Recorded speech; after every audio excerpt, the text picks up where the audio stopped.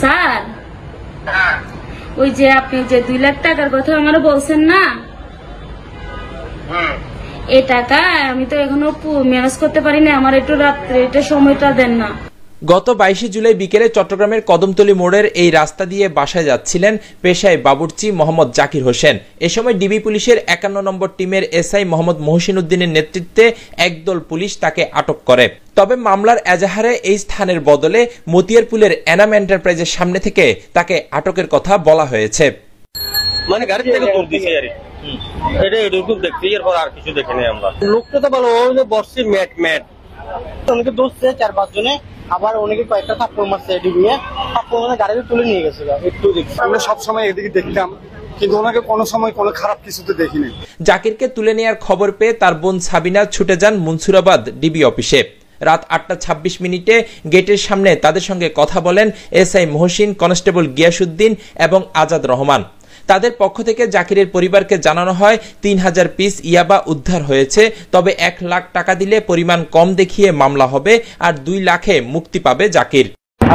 মামলা হবে 3000 ইয়াবার মামলা দেবো, ঠিক আছে? 3000 এখন মানে কম দিতে পারি, আপনি কথাবার্তার মাধ্যমে কম দিতে পারি, ঠিক আছে? কথাবার্তার মাধ্যমে আপনাকে দেখা যাচ্ছে 500 1000 এরকম দিতে পারি, ঠিক আছে? 3000 হলে আপনি হাইকোর্টে দিয়ে জামিন করা লাগবে। কি দিতে পারবেন আপনি? আপনারা কি জানেন এটা তো আর আমি জানি না। লাখখানিক দিতে পারবেন? 1000 দিয়ে মামলা দেবো। একবারে সারানোর কোনো পদ্ধতি নাই স্যার। মামলা হবে 500 200 300 মামলা হবে। একবারে সার্লিং দিয়ে কি দিতে পারবে আর হলো কম দিতে কি নিতে পারবে? একবারে সারাই নিয়ে গেলে আপনারা কত লাগবে? 2 দিতে হবে, 2 লাখ। 2 লাখ দিতে হবে, 2 নিতে হবে না। মানে 2 লাখ টাকা দিলে আপনি ছেড়ে দিবেন? হ্যাঁ। এখানে শেষ নয়। রাত 9:47 ডিবি হেফাজতে থাকা জাকিরের মোবাইল থেকে ঘুষের টাকার জন্য সরাসরি ফোন করা হয় সাবিনাকে। ওয়ালাইকুম সালাম। হ্যালো, হ্যাঁ বলেন না স্যার। হ্যাঁ ওই যে আপনি যে 2 লাখ টাকার কথা আমার বলছেন না, এই টাকা আমি তো এখনো ম্যানেজ করতে পারি না, আমার একটু রাত্রে এটা সময়টা দেন না। আপনি কই আছেন এখন? বাসায় স্যার। আচ্ছা ঠিক আছে, বাসায় থাকেন। হ্যাঁ বাসায় থাকি, বাসায় ঘুমান। পরদিন 23 জুলাই ডিবি অফিসে গেলে তখনও ঘুষ দাবি করেন পুলিশ সদস্যরা। তবে ঘুষ না দেওয়ার পরও 400 পিস ইয়াবা দিয়ে মামলা দেয়া হয় জাকিরকে। মামলা হবে কালকে রাত্রে কেসে মামলা হবে, কিন্তু কম বেশি হবে, কম বেশি করার অপশন আছে। এখনো রাত্রে আসলেই হেতু, ঠিক আছে? আপনাদের রাত্রে তো অপশন দিয়েছিলাম যে আসেন, আপনার তো 11টা 12টা বাজে তখনও বলতেছেন যে টাকা গোছাইতে। এখন ছাড়ানির অপশন নেই, ঠিক আছে? আপনি 3000 থেকে 500 এরকম করা যাবে, ঠিক আছে? যাতে এখান থেকে জামিন নিতে পারে। মেন পার্টি ধরিয়ে দিলে তারও মামলা খেত না। তো মেন পার্টির নাম বলে না, নাম বলা আর মেন পার্টির নাম তো আমরা জানি। মতিয়ারপুল ধরে নেই, ধরছে যে কদমতলীর মোড়। ওই গাড়িটা আরো 3 জন আসামি ছিল আর আমার ভাই ছিল, ওনাদেরকে টাকা খেয়ে নামাই দিছে আর আমার ভাইকে নিয়ে চলে গেছে ডিবি অফিসে। আমি যখন ওখানে যাই ওনারা আমার থেকে টাকা দাবি করছে, আমি টাকা দিতে পারিনি দেখে আমার বাইরে 400 পিস ইয়াবাতে চালান। তাই এসআই মহসিন আজাদ স্যারের বলছে কি আপনি কথা বলেন ওনাদের সাথে। আজাদ স্যার আমার বলছে কি আমি যদি এই কথাগুলো কাউকে বলি তাহলে আমার ভাইয়ের মতন আমার এইভাবে চালান দিবে। এখানে জন্ম নেয় সবচেয়ে বড় প্রশ্ন, পুলিশের দাবি করা 3000 পিস ইয়াবা কিভাবে এজাহারে 400 পিসে পরিণত হলো? আর পুলিশ যখন নিজেরাই বলছে ইয়াবার মূল হোতার নাম তাদের জানা আছে, তখন কেন তাকে মামলায় আসামি করা হলো না? তাহলে কি মূল হোতাকে আড়াল করে একজন নিরীহ মানুষকে ফাঁসানো হলো? ডিবি পুলিশের দায়ের করা এই মামলার নথি বলছে মতিয়ারপুল এলাকার এই স্থান থেকে জাকির হোসেন নামে এই ব্যক্তিকে গ্রেপ্তার করা হয়েছে 400 পিস ইয়াবা সহ, কিন্তু প্রত্যক্ষদর্শী এবং মামলার সাক্ষীদের দাবি সম্পূর্ণ ভিন্ন। ডিবি পুলিশের জব্দ তালিকায় মতিয়ারপুলের 2 দোকানদার মহসিন হোসেন রাজু ও এনামুল হককে সাক্ষী করা হয়েছে, কিন্তু তাদের বক্তব্যে উঠে এসেছে চাঞ্চল্যকর তথ্য। আমি নামাজ পড়ে আসছি যে এখানে মানে একটা ঘটনা হয়েছিল, আমি তখন ছিলামই না। পরবর্তীতে ওর তো ছোট মানুষ, ওর বয়সে হবে না, ওর সিগনেচার হবে না, গ্রহণযোগ্য হবে না, সেজন্য আমার থেকে নিছিল আর কি সাইন করলেন। আপনি আসামি বা মাদক কোনো কিছু চোখে দেখছেন? না, আমি কিছুই দেখি নাই। এখান থেকে ধরে নিয়ে সিনজি করে নিয়ে গেছে, এতটুকু দেখছেন। সিনজিতে কয়জন দেখছিলেন আপনি? আমরা 2 জন দেখছি, আসামি 2 জন। উনি এই লোক না, যেটা ধরছে আর এটা চেহারা মিল হচ্ছে না। আর মাদক কি আপনারা চোখে দেখছেন? না, আমরা মাদক চোখে দেখিনি।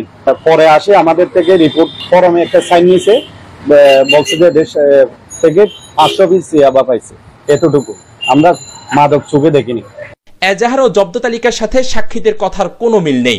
ঘটনার সময় প্রধান সাক্ষী ছিলেন নামাজে, আর দ্বিতীয় সাক্ষী বলছেন জাকির হোসেনকে দেখেননি, তবে দুজন আসামিকে আটক করতে দেখেছেন। মাদক চোখে না দেখলেও পুলিশ এসে পরে জানিয়েছে 500 পিস উদ্ধার করা হয়েছে। সত্যতা নিশ্চিতে এই দুজন সাক্ষী ছাড়া আরো কয়েকজন প্রত্যক্ষদর্শীর সাথে কথা বলতে চাই। তো ওনাদের দুজন লোক ছিল, একজন সিএনজির ভিতরে বসা ছিল আর একজন বাইরে বসা ছিল। তো এই বাইরে যিনি ছিল উনি কিন্তু এই লোক না, এই লোকটা নয়, ওনাকে এই লোকটার মতো আমার মনে হচ্ছে না আর কি। দুজনকে কি সিএনজির ভিতর থেকে ধরছে? হ্যাঁ, দুজনকে, একজন বের হয়ে যাওয়ার চেষ্টা করছিল যার সাথে ধস্তাধস্তি হয়েছে, আরেকজন সিএনজির ভিতরে বসা ছিল। দুজন লোককে বাইর করছে, বাইর করার পর দেখতেছে মারধর করছে, মারধর করার পর দুইটারে নিয়ে গেছে। না, আমি তো ওনাকে দেখিনি। না, আমি ওনাকে দেখিনি। এই ধরনের কোনো আসামি সেখানে ছিল না? না। আর কোন ধরনের মাদক চোখে দেখছেন কিনা? না, আমি মাদক চোখে দেখি নাই। এই বিষয়ে কনস্টেবল আজাদ রহমান সকল অভিযোগ অস্বীকার করেন।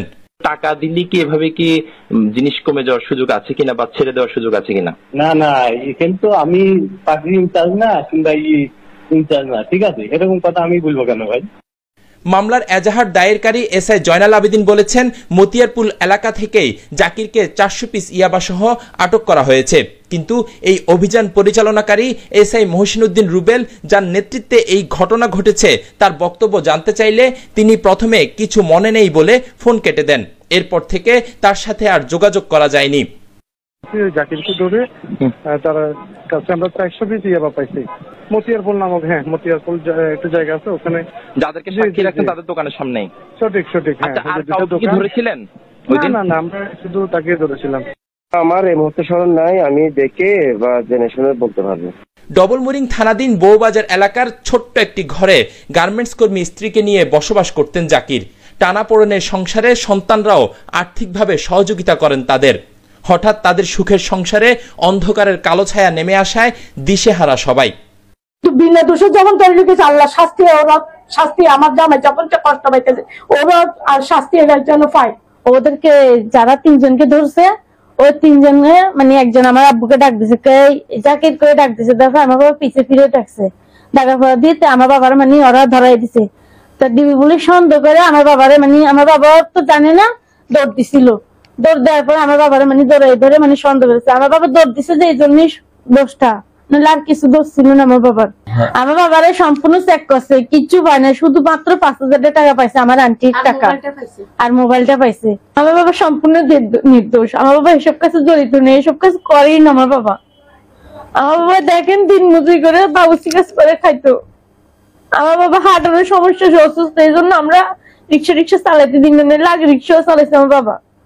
এখন এগুলো পাইলে করে, না হলে না। আমরা পাইব না, তা দিয়ে খায়, আর আম্মু চাকরি করে। আমার বাবার বিনা দোষে এরকম শাস্তি দিচ্ছে, এর বিচার হবে না। জাকির হোসেনের বিরুদ্ধে 2019 সালে মাদকদ্রব্য নিয়ন্ত্রণ আইনে একটি মামলা থাকলেও স্থানীয়রা বলছেন তিনি একজন বাবুর্চি হিসেবে পরিচিত এবং তাকে কখনো এই ধরনের কাজে যুক্ত থাকতে দেখেননি।